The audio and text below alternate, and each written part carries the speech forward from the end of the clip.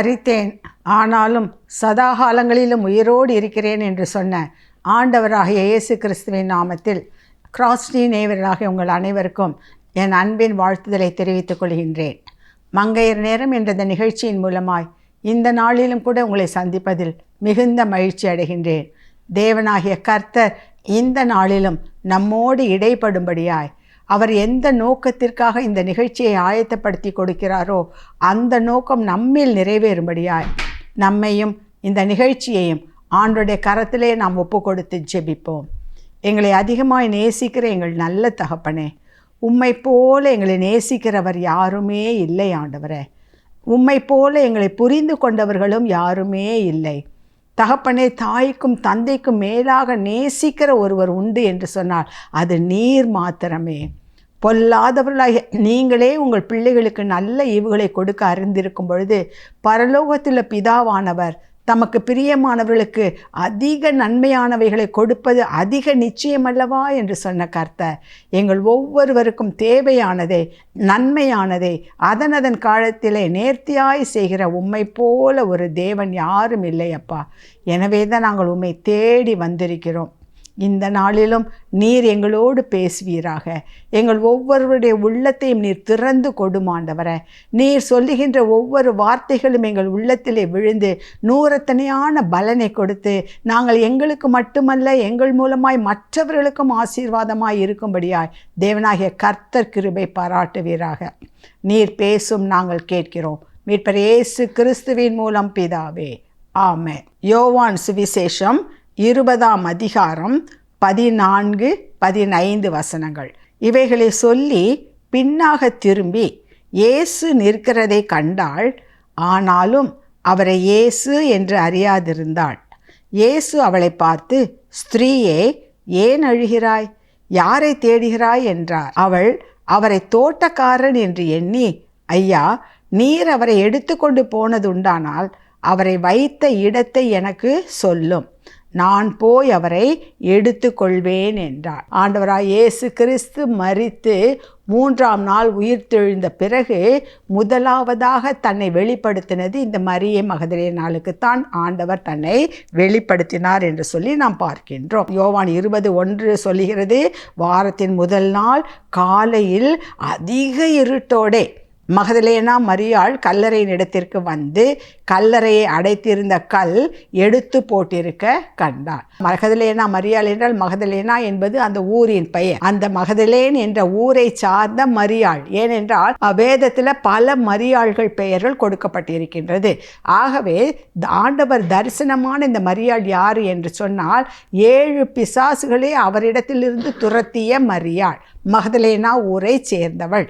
அவள் அந்த மரியாள் தான் இப்பொழுது ஆண்டவரை பார்க்க வேண்டும் என்பதற்காக அதிகாலையில் இருட்டோடு எழுந்து வருகின்றாள். ஆனால் அங்கே கல் புரட்டப்பட்டிருக்கிறது, உள்ளே இயேசுவை காணவில்லை. அதற்கு ஓடி போய் சீடர்களிடம் சொல்லுகின்றார். சீடர்களும் வந்து பார்க்கின்றார்கள். அங்கே இயேசுவை சுற்றி வைத்திருந்த அந்த சேலைகள் ஒரு பக்கம் இருக்கிறது, தலையில் சுற்றி இருந்த அந்த சேலையும் மற்றொரு பக்கமாக வைக்கப்பட்டிருக்கிறது.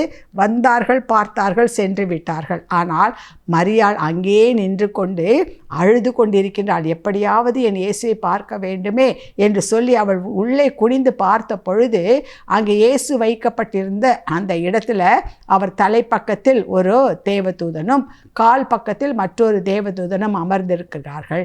அவர்கள் பார்த்து கேட்கிறார்கள், ஸ்ரீயே, ஏன் அழுகிறாய் என்று கேட்ட பொழுது மரியாள் சொல்கின்றார், என் ஆண்டவரை எடுத்துக்கொண்டு போய்விட்டார்கள், அவரை வைத்த இடம் எனக்கு தெரியவில்லை என்று சொல்லுகின்றார். பிறகுதான் நாம் பார்க்கிறோம், இவைகளை சொல்லி பின்னாக திரும்பி இயேசு நிற்கிறதை கண்டாள். ஆனாலும் அவரை இயேசு என்று அறியாதிருந்தாள். இயேசு அவளை பார்த்து, ஸ்திரீயே, ஏன் அழுகிறாய்? யாரை தேடுகிறாய் என்றால் அவள் அவரை தோட்டக்காரன் என்று எண்ணி, ஐயா, நீர் அவரை எடுத்துக்கொண்டு போனதுண்டானால் அவரை வைத்த இடத்தை எனக்கு சொல்லும், நான் போய் அவரை எடுத்துக்கொள்வேன் என்றார். இதே காரியத்தை தான் நாமும் இன்றைக்கு செய்து கொண்டிருக்கின்றோம். ஆண்டவரை பற்றி அநேக காரியங்களை கேள்விப்படுகின்றோம். எத்தனையோ அற்புதங்களை வேதத்தில் வாசிக்கின்றோம். எத்தனையோ பேர் சொல்லுகின்ற சாட்சிகளை கேட்கின்றோம். ஏன் நம்முடைய வாழ்க்கையிலும் கூட பல நன்மையான காரியங்களை நாம் ஆண்டவரிடத்திலிருந்து பெற்றுக்கொண்டு தான் இருக்கின்றோம். அப்படியெல்லாம் இருந்த பொழுதும் திடீரென்று எதிர்பாராத ஏதாவது ஒரு இழப்பு ஏற்பட்டு விட்டால், ஒரு பிரச்சனை வந்துவிட்டால், ஒரு துன்பம் வந்துவிட்டால் நாம் துவண்டு போய்விடுகின்றோம். என்ன செய்வது என்று அறியாமல் திகைத்து போய்விடுகின்றோம். இயேசு கூடத்தான் இருக்கிறார் என்பதையே மறந்து போய்விடுகிறோம். ஆண்டவர் தான் சொல்லியிருக்கிறார், நான் உன்னை விட்டு விலகுவதும் இல்லை, உன்னை கைவிடுவதும் இல்லை. இதோ உலகத்தின் முடிவு பரியந்தம் சகல நாட்களிலும் நான் உங்களோடு கூடத்தான் இருக்கிறேன். இதெல்லாம் நமக்கு தெரியும், மனப்பாடமாக தெரியும். நம்ம அறிவில் அதெல்லாம் வைத்திருக்கிறோம். ஆனால் சூழ்நிலைகள் வரும்பொழுது, சந்தர்ப்பங்கள் வரும்பொழுது அந்த அறிவில் இருப்பதை இருதயத்திற்கு கொண்டு வந்து நம்முடைய வாழ்க்கையாக மாற்றிக்கொள்ள நாம் தவறிவிடுகின்றோம். இங்கே மரியாள் அப்படித்தான் இருக்கின்றார். அவளுக்கு தெரியும், ஏற்கனவே ஆண்டவர் சொல்லி இருக்கிறார், இந்த மாதிரி பாடுபடுறது, சிலுவை மரணம், 3ஆம் நாள் உயிர்த்தெழுதல், இவைகளெல்லாம் அவளுக்கும் தெரியும். ஆனால் அப்படி தெரிந்தும் இந்த இடத்திலே கல்லறை காலியாக இருக்கிறதே என்பதை பார்த்த உடனே அவளுக்கு தெரிந்திருக்க வேண்டும், என் இயேசு சொன்னபடியே 3ஆம் நாள் அவர் உயிர் தெழுந்திருக்கிறார் என்று தெரிய வேண்டும். ஆனால் அப்பொழுது அவள் கண்கள் மறைக்கப்பட்டிருந்தது. நமக்கும் அப்படிதான் பிரச்சனை வரும்பொழுது நம்முடைய விசுவாச கண் மறைக்கப்பட்டு விடுகிறது. ஏனென்றால் அந்த பிரச்சனையை நம்ம பெருசாக்கி பார்க்கிறோம், சூழ்நிலைகளை பெரிதாக பார்க்கின்றோம், நடக்கின்ற சம்பவங்களெல்லாம் சுற்றி சுற்றி பார்க்கிறோம், மனிதர்களை பார்க்கிறோம். இதெல்லாம் பார்க்கும்பொழுது என் பிரச்சனைக்கு ஒரு முடிவே இல்லையா, இதற்கு ஒரு தீர்வே இல்லையா, இப்படி கஷ்டப்பட்டு கொண்டிருக்க வேண்டும் என்பதற்காகவே தான் நான் வாழ்ந்து கொண்டிருக்கின்றேனா, பிறந்த வீட்டில்தான் கஷ்டம் என்றால் புகுந்த வீட்டில் அதற்கு மேல் கஷ்டம் இருக்கிறதே, இப்படியாக எண்ணி கலங்கி தவித்து அழுது கொண்டிருக்கிற மக்கள் எத்தனை பேர் இருக்கின்றோம். எந்த தொழில் எடுத்தாலும் அதில் விருத்தி இல்லையே. அவர்களெல்லாம் நன்றாக இருக்கிறார்கள், இந்த தொழிலை ஆரம்பித்தார்கள், இவர்கள் நன்றாக இருக்கின்றார்கள், இதே தொழிலே தான் நான் மற்றவர்களுக்கு கற்றுக் கொடுத்தேன், நான் கற்றுக் கொடுத்தவர்கள் முன்னேறி செல்கிறார்கள், நான் இப்படியே இருந்து கொண்டிருக்கின்றேனே, அழுது கொண்டிருக்கின்றோம். ஒரு காரியத்தை மறந்துவிட்டோம், தேவன் நம்மோடு கூட தான், என்னோடு கூட தான் இருக்கிறார், நன்மையானதை அவர் தருவார். யோபு 42:2 சொல்வது போல, தேவரீர் சகலத்தையும் செய்ய வல்லவர், நீர் செய்ய நினைத்தது தடைப்படாது. ஒன்றை புரிந்து கொள்ளுங்கள், நமக்கு என்று ஆண்டவர் வைத்திருக்கின்ற ஆசீர்வாதத்தை எந்த மனிதனாலும் தடைப்படுத்த முடியாது, அதற்கு தடை கொண்டு வர முடியாது, தடுத்து நிறுக்க முடியாது. நாமளாக நினச்சிக்கிறோம், அவன் ஆசீர்வாதத்தை தடுத்துட்டான், இவன் எனக்கு வர வேண்டிய நன்மையை தடுத்துட்டான், எனக்கு வர வேண்டிய வருமானத்தை, செல்வத்தை அல்லது சொத்துக்களை அவர்கள் அபகரித்து கொண்டார்கள். அல்ல, அப்படி அல்ல. நமக்கு என்று உரியதை கர்த்தர் நமக்கு தந்தே தருவார். அப்படியே ஒருவரை ஏமாற்றிக்கொண்டு எடுத்துக்கொண்டு போனாலும் அதற்கு பதிலாக 2 பல மடங்கு அதிகமாக தேவன் நமக்கு வேறொரு வழியிலே கொடுத்து நம்மை ஆசீர்வதிக்க அவர் வல்லவராக இருக்கிறார். நீங்கள் ஒரு வேலையை எதிர்பார்த்து போயிருக்கலாம், ஆனால் உங்களை விட எக்ஸ்பீரியன்ஸில் குறைஞ்சவங்க, மார்க்கு குறைஞ்சவங்க, திறமையில் குறைஞ்சவங்க அந்த வேலைக்கு எடுக்கப்பட்டிருக்கலாம். உங்களை அவர்கள் வேண்டாம் என்று ஒதுக்கி இருக்கலாம். உடனே நாம் உடனே முறுமுறுக்க ஆரம்பித்து விடுகின்றோம். எல்லாத்துலேயும் அவனை விட நான் தான், எனக்கு எக்ஸ்பீரியன்ஸ் ஜாஸ்தி, படிப்பு ஜாஸ்தி, திறமை ஜாஸ்தி. ஆனாலும் இப்படி அவர்கள் ஏதோ பணத்தை கொடுத்து யாருடைய இன்ஃப்ளூயன்ஸ் மூலமாகவோ வந்து விட்டார்கள். துவண்டு போய் விடுகிறோம், ஒன்றை மறந்து விட்டோம். அது இல்லை என்றால் கர்த்தருக்கு சித்தமில்லை, அதை விட ஒரு நல்ல இடத்தை தேவன் எனக்கென்று ஆயத்தப்படுத்தி இருப்பதனால்தான் இந்த காரியம் நடந்திருக்கிறது என்று சொல்லி நம்ம எத்தனை பேர் நினைக்கின்றோம். இயேசுவை காணவில்லையே என்று தேடுகின்றோம், அந்த நன்மை எனக்கு கிடைக்கவில்லையே, இந்த உபகாரம் எனக்கு கிடைக்கவில்லையே, நான் எதிர்பார்த்த இடத்திலிருந்து நல்ல பதில் வரவில்லையே, இப்படி இதெல்லாம் தான் பார்க்கிறோமே தவிர என் கூட தான் இயேசு இருக்கிறார், இதற்கு மத்தியிலும் அவர் எனக்கு போதுமானவர். ஏனென்றால் நான் வழிபடுகின்ற தேவன் மரித்த ஒரு தேவன் அல்ல, அல்லது கல்லோ மண்ணோ அல்ல. இன்றைக்கும் உயிரோடு ஜீவனோடு இருக்கிறவர், நான் உன்னோடு கூட இருக்கிறேன் என்று சொன்னவர், நான் சர்வ வல்லமை உள்ள தேவன் என்று சொன்னவர், உன்னை என்னுடைய உள்ளங்கையிலே பொறித்து வைத்திருக்கிறேன் என்று சொன்னவர், கண்ணின் மணியைப் போல காப்பேன். இவ்வளவு அழகான வாக்கு இவ்வளவு அழகான அன்பு நிறைந்த சொற்கள் வேறு யாரிடத்திற்கு கிடைக்கும் பிரியமானவர்களே? இவ்வளவு சொல்லி ஆண்டவர் கோடு கூட உயிர்த்தெழுந்த ஆண்டவர் கூட இருக்கிறார். ஆனாலும் இந்த மரியாளை போல நம்ம என்ன செய்கிறோம், அவரை இயேசு என்று அறியாதிருக்கிறோம். அவர் என்னோடு கூட தான் இருக்கிறார் என்பதை நாம் உணராதவர்களாக இருக்கின்றோம். லூக்கா சுவிசேஷம் 24வது அதிகாரத்தில் வாசித்து பார்த்தோம் என்றால், எம்மாவூஸ் ஊருக்கு 2 சீடர்கள் போகிறாங்க. இயேசு மரித்து விட்டார், அடக்கம் பண்ணி ஆகிவிட்டது, இனி நமக்கு என்ன வேலை? அவர்களும் ஆண்டவரோடு கூட இருந்தவர்கள், அவருடைய அற்புதங்களை எல்லாம் பார்த்தவர்கள், உபதேசங்களை கேட்டவர்கள். அவர் ஏற்கனவே சொல்லியிருக்கிறார், மனுஷகுமாரன் நிவிதமாய் பாடுபடவும் மரணம் அடையவும் பிறகு வேத வாக்கியங்களின்படியே 3ஆம் நாள் உயிர்த்தெழவும் வேண்டும் என்பது இவ்வளவும் அவங்களும் கேட்டு தான் இருந்தாங்க. ஆனால் அந்த சம்பவம் நடக்கும் பொழுது அவர்களுக்கு ஒன்று தோன்றி இருக்க வேண்டும், அவர் சொன்னபடியே சிலுவை மரணம், மரித்தார், 3ஆம் நாள் கண்டிப்பாக உயிர் தெழுவார், நம்மோடு கூட இருப்பார். இந்த உணர்வு இல்லை. சூழ்நிலையை பார்த்து எல்லாம் பண்ணிவிட்டு அவங்க 2 பேரும் எம்மாவூசுக்கு 2 சீடர்களும் போக ஆரம்பித்தார்கள். போகும்பொழுது ஆண்டவருடைய மரணத்தை குறித்து, சிலுவை பாடுகளை குறித்து பேசிக்கொண்டே போனார்கள். அவர்களோடு கூட இயேசுவும் போனார். கூட வர்றது இயேசுன்னு அவர்கள் அறியாதிருந்தார்கள். அவர் கேட்குறார், என்ன நடந்தது, என்ன பேசி கொண்டு போகிறீர்கள், உங்களுக்கு தெரியாதா? நீங்கள் என்ன ஊருக்கு புதுசாக? இப்படியாக நடந்ததே, நஸ்ரேனாகிய இயேசுவுக்கு இப்படியெல்லாம் நடந்ததே, அவர் மரித்து விட்டார், அடக்கம் பண்ணி விட்டார், நாங்கள் எங்கள் ஊருக்கு போகிறோம். அப்போ தான் இயேசு அவர்களுக்கு தன்னை வெளிப்படுத்தும் பொருட்டாக சொல்கிறார். அப்பத்தை பிற்கும் பொழுது அவர்கள் மனக்கண்கள் திறக்கப்பட்டது என்று சொல்லி அந்த அதிகாரத்திலே நாம் வாசிக்கின்றோம் பிரியமானவர்கள். அப்போ தான் ஆண்டவர் சொல்கிறாரு, இப்படியாக இந்த அடிப்படை உண்மையை, இந்த சத்தியத்தை அறியாதபடிக்கு மந்த புத்தி உள்ளவர்களாக இருக்கிறவர்களே என்று சொல்லி அவர்களை சொல்கிறார். இந்த சத்தியத்தை உணராதபடிக்கு உங்கள் கண்கள் குருடாக்கப்பட்டிருக்கிறதே, இதை தெரிந்து புரிந்து கொள்ளாதபடிக்கு மந்த புத்தி உள்ளவர்களாக இருக்கிறீர்களே என்று சொல்லி அந்த எம்மாவூஸ் சீடர்களை ஆண்டவர் கடிந்து கொள்கின்றார். கடிந்து கொண்டார் என்றால் என்ன அர்த்தம்? அவர்களுக்கு இன்னும் இது புரியலையா, இது நடக்கணும்னு சொல்லியிருக்கேன், இப்போ நான் இருப்பது, உங்களோடு வருவது நான் தான் என்று நீங்கள் இன்னும் அறியாதிருக்கிறீர்களே என்று சொல்லி அங்கலாய்த்து போகலாம். இதே தான் நம்மை பார்த்து சொல்கின்றார். இவ்வளவு காரியங்கள் நடக்கின்றது, இப்படியெல்லாம் வேதத்தில் அநேக வாக்குத்தத்தங்கள் இருக்கிறது, எத்தனை பரிசுத்தவான்கள் எத்தனை பிரச்சனைக்கு மத்தியிலே அவர்கள் சென்றிருக்கிறார்கள், அவர்களை எல்லாம் நான் கைவிட்டேனா? அவர்களுடைய முடிவை நீங்கள் பார்த்தீர்களா? துன்மார்க்கனுடைய முடிவு என்ன என்பதை பார்த்தீர்களா? எல்லாம் இருக்கிறது. அப்படி இருந்தும் உங்களுடைய வாழ்க்கையிலே நீங்கள் வரும்பொழுது நீங்கள் என்ன செய்ய வேண்டும்? வேதத்தில் உள்ள அந்த காரியத்தை நீங்கள் உங்கள் வாழ்க்கையிலே அதை அபியாசப்படுத்த வேண்டும். எப்படி அந்த பரிசுத்தவான்கள் நடந்து கொண்டார்கள், எப்படி அந்த நேரத்தில் ஜெபித்தார்கள், அப்பொழுது அவர்கள் எதை நோக்கி சென்றார்கள், இதைத்தான் நாம் கற்றுக்கொள்ள வேண்டும். இதற்காகத்தான் வேதத்தை வாசியுங்கள், இதற்காகத்தான் வேதத்தை அடிப்படையிலே சொல்லப்படுகின்ற செய்திகளை கேளுங்கள். இவைகளாம் எதற்காக? நம்முடைய விசுவாசத்திலே நாம் பலப்படும்படியாக. ஆனால் நாம் என்ன செய்கிறோம்? நிறைய செய்திகளை கேட்குறோம், நிறைய சாட்சிகளை கேட்குறோம், வேதத்தை வாசிக்கிறோம், ஜெபம் பண்ணுறோம். ஆனால் நமக்கு பிரச்சனை வரும்பொழுது அவர் நம்மோடு கூட தான் இருக்கிறார் என்பதை மறந்து போய்விடுகின்றோம். அந்த மரியாள் அதை தான் பார்க்கின்றோம்.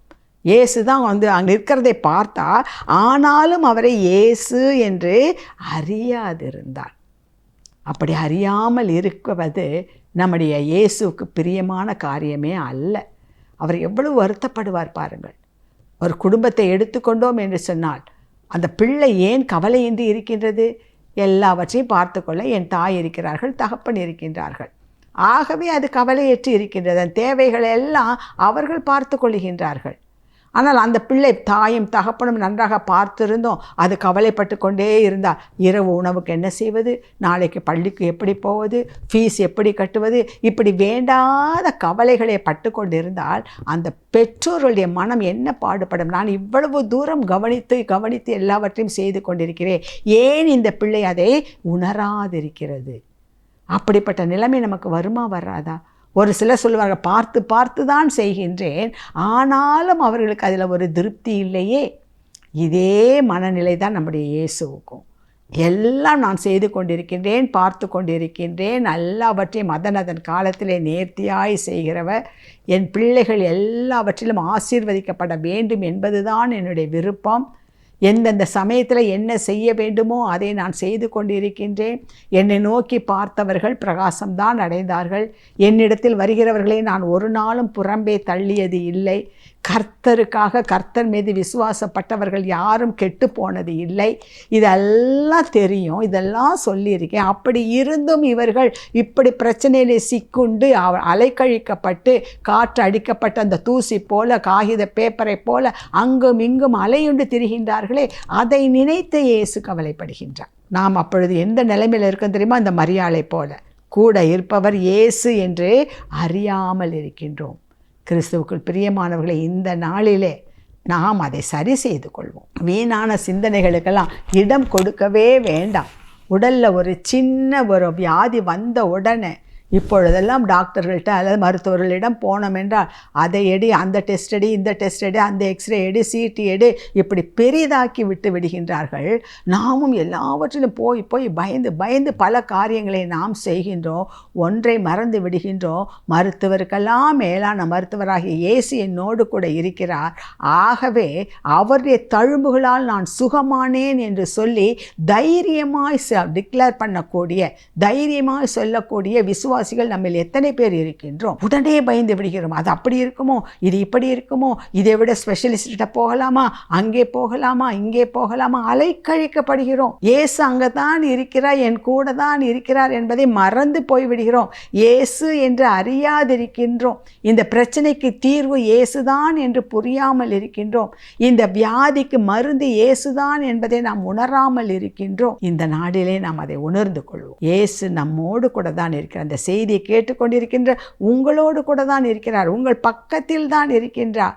ஏன்? உங்களுக்குள் அவர் வாசமாயிருக்கின்றார். நமக்குள் அவர் இருக்கின்றார். பிரியமானவர்களே, அவருடைய குரலுக்கு நாம் செவி சாய்த்தால்தான், அவருடைய குரலை நாம் கேட்டோம் என்றால்தான் அதன்படி நாம் வாழ முயற்சி எடுப்போம். நம்ம அந்த சத்தத்தை கேட்குறதே இல்லை. நம்முடைய சத்தமெல்லாம் எந்த சத்தத்தால் நம்ம காதுகளை நிரப்புகிறோம், இருதயங்களை நிரப்புகிறோன்னா உலக பிரகாரமான சப்தங்கள் தான். இங்கே பிரச்சனை, அங்கே பிரச்சனை, இந்த கஷ்டம், அந்த கஷ்டம், இந்த வேதனை, அந்த வியாதி, இதெல்லாம் தான் நம்முடைய செவிகளை நிரப்பி நம்முடைய இதயத்தை நிரப்புகிறது. ஆகவே இதயத்தில் வாசம் பண்ணுகிற என் இயேசுவின் குரல் வெளியே வருவதை நாம் கவனிப்பதில்லை. இயேசு என்னோடு கூடத்தான் இருக்கிறார் என்பதை அறியாமல் அந்த எம்மாவு சீடர்களைப் போல, இந்த மரியாளைப் போல நாம் இருந்து கொண்டிருக்கின்றோம். எனவே இந்த வேளையில் நம்மளுடைய அந்த ஆட்டிடியூட் என்று சொல்வார்கள் அல்லவா, அந்த எண்ணத்தை, நம்முடைய போக்கை நாம் மாற்றிக்கொள்வோம். இயேசு என்னோடு கூடத்தான் இருக்கிறார், என்னோடு கூடத்தான் இருக்கிறார். மற்றொன்று என்ன? 15வது வசனம், இயேசு அவளை பார்த்து, ஸ்திரீயே, ஏன் அழுகிறாய்? யாரை தேடுகிறாய் என்றார். அவள் அவரை தோட்டக்காரன் என்று எண்ணி, ஐயா, நீர் அவரை எடுத்துக்கொண்டு போனது உண்டானால் அவரை வைத்த இடத்தை எனக்கு சொல்லும், நான் போய் அவரை எடுத்துக்கொள்கிறேன் என்றார். மற்றொரு காரியம், நம்ம என்ன நினைக்கிறோம்? இயேசு என்று சொல்லும்பொழுது இங்கே ஆண்டவர் தான் கேட்குறாரு, ஸ்திரீயே ஏன் அழுகிற, யாரை தேடுகிறாய் என்று சொல்லி கேட்கும் பொழுது அவரை அவள் தோட்டக்காரன் என்று நினைத்து கொண்டார். அப்போ இயேசு என்றால் அவளுடைய இமேஜினேஷன் வேறு மாதிரி இருக்குது, அவளுடைய கற்பனை வேறாக இருக்கின்றது. இயேசு என்பவர் எப்படி இருப்பார், இயேசு எப்படி பேசுவார்? ஏன்னா உலகத்திலே மனிதனாக வாழ்ந்த பொழுது அவரோடு கூட 3 ஆண்டு காலம் கூட இருந்தவள் தான் இந்த மகதலேன மரியாள். ஆகவே அவளுடைய எதிர்பார்ப்பு வேறாக இருந்தது. ஆனால் அங்கே வந்தது அந்த தோட்டக்காரன் இயேசுதான் என்பதை அறியாமல் தோட்டக்காரன் என்று எண்ணினார், தோட்டக்காரன் என்று எண்ணினார்.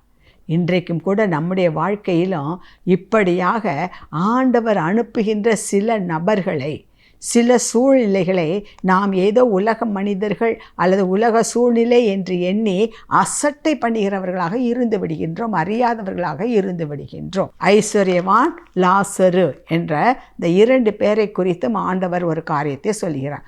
ஐஸ்வர்யவான் குறித்து சொல்லும் பொழுது அவன் எப்படி இருந்தானா? லூக்கா 16ஆம் அதிகாரம் 19வது வசனம் சொல்கிறது, ஐஸ்வர்யமுள்ள ஒரு மனுஷன் இருந்தான். அவன் இரத்தாம்பரமும் விலையேற பெற்ற வஸ்திரமும் தரித்து அனுதினமும் சம்பிரமமாய் வாழ்ந்து கொண்டு இருந்தான். ஏதாவது பாவம் செஞ்சான்னு கொடுக்கப்பட்டிருக்கதா? இல்லை.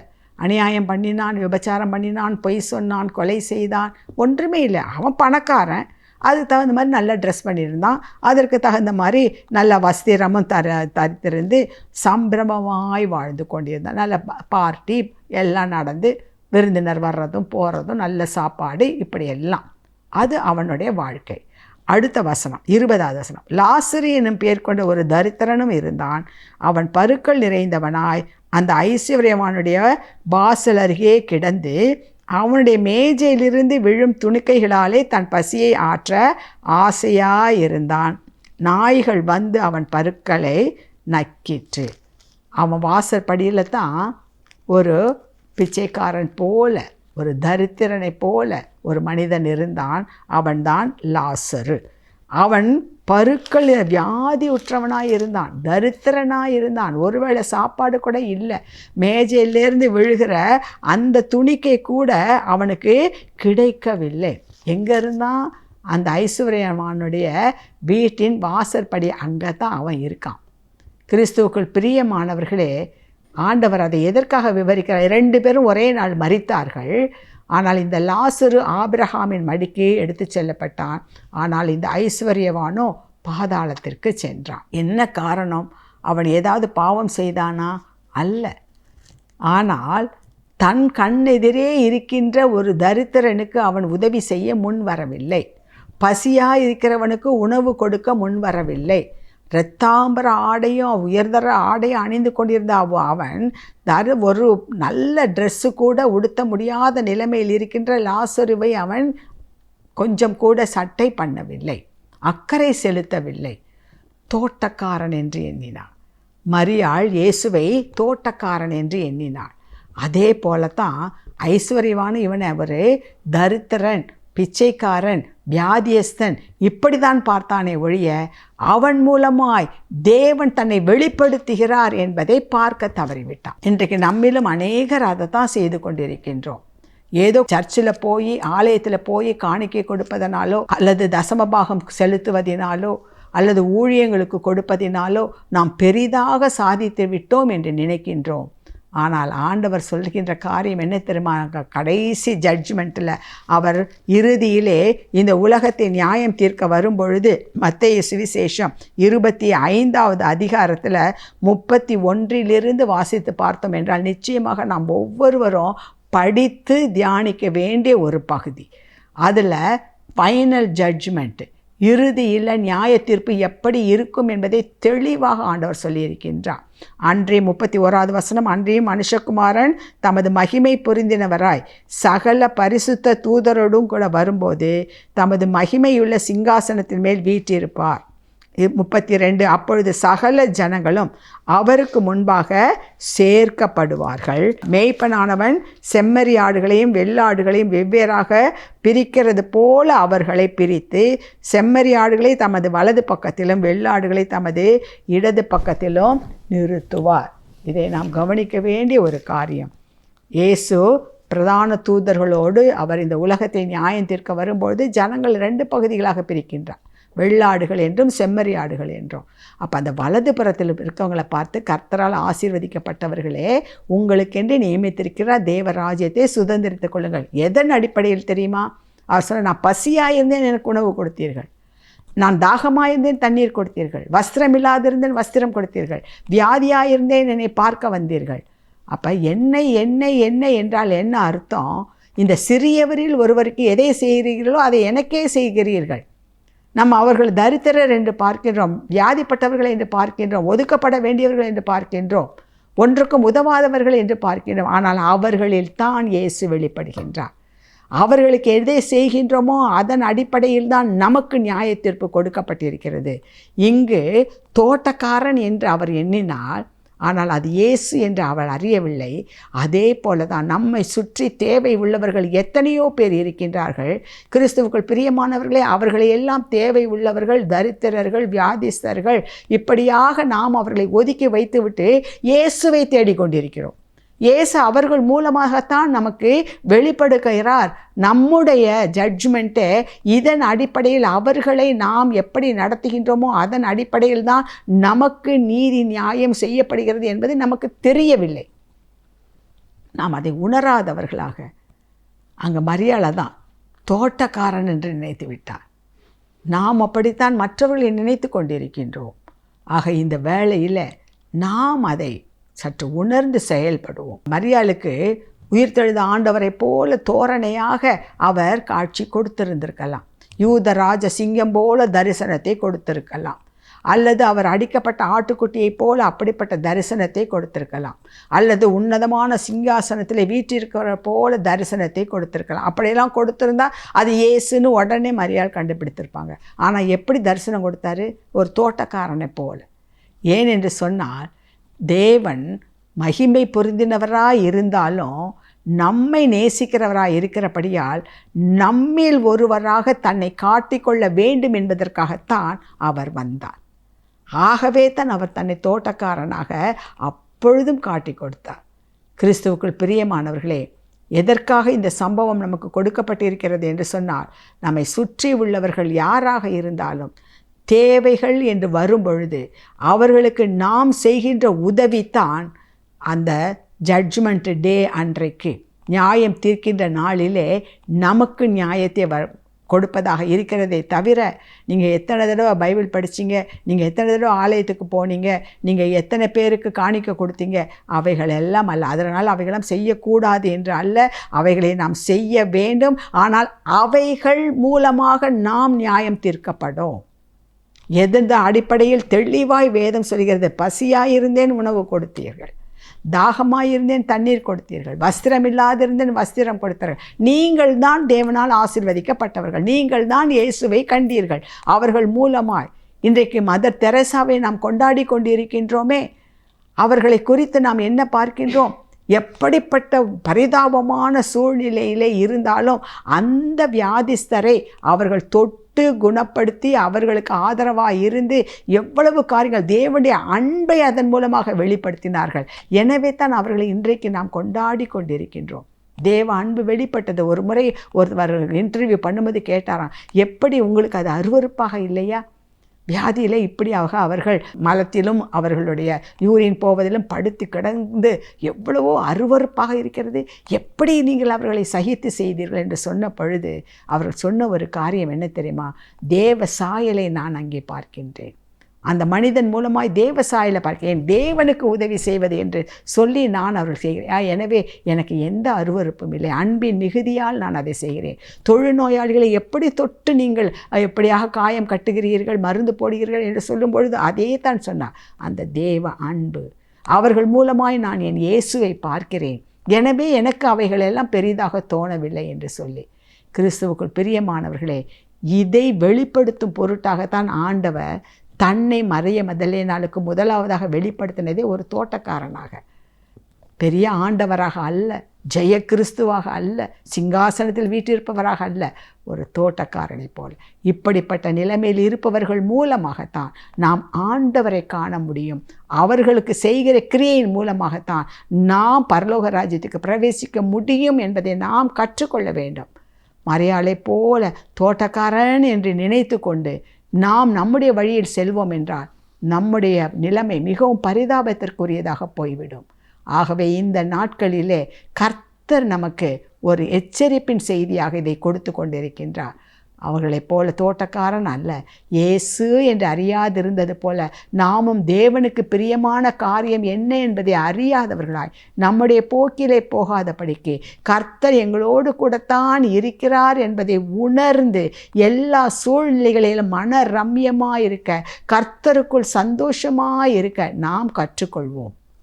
அதை கற்றுக்கொள்கின்ற ஒரு செய்தியாகத்தான் கர்த்தர் இந்த பகுதியை நமக்கு கொடுத்திருக்கின்றார். எனவே தொடர்ந்து இந்த பகுதியை நீங்கள் வாசித்து பாருங்கள். இதன் மூலமாய் கர்த்தர் உங்களோடு தொடர்ந்து பேசுவார். நாம் இப்பொழுது ஜெபிப்போமா? தகப்பனே, இதோ இந்த வேளையிலும் எங்களுடைய ஆவிக்குரிய கண்களை நீர் திறந்தமைக்காக உமக்கு கோடா கோடி ஸ்தோத்திரங்கள் அப்பா. ஒன்றுமில்லாத காரியங்களுக்காக நாங்கள் எவ்வளவாய் வேதனைப்படுகிறோம், கஷ்டப்படுகிறோம். ஏதோ உலகத்திலேயே நாங்கள் தான் கஷ்டப்படுவது போல அப்படிப்பட்டதான காரியங்களை நாங்கள் மூழ்கி கொண்டு ஜெபிப்பது, வேதம் வாசிப்பது என்பதையெல்லாம் நாங்கள் குறைத்து கொள்கிறோம் சுவாமி. உம்மிடத்திலே வர மனதில்லாதவர்களாக இருக்கிறோம், உம்மை நோக்கி பார்க்க முடியாதவர்களாக இருக்கிறோம் ஆண்டவரே. ஆனால் இந்த வேளையிலே நீர் எங்களுக்கு ஒரு உன்னதமான பாடத்தை கற்றுக் கொடுத்தீர், மரியாள் மூலமாக கற்றுக் கொடுத்தீர் ஆண்டவரே.